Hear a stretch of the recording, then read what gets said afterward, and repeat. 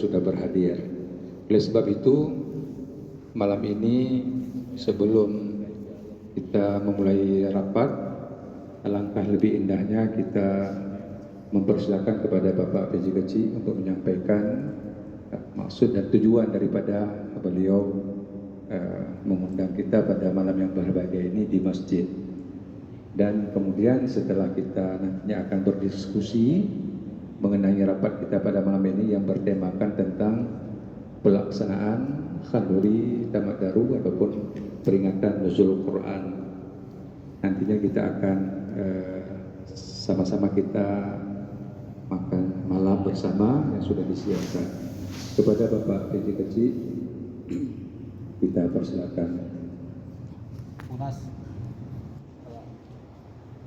gabung juga dengan tadi.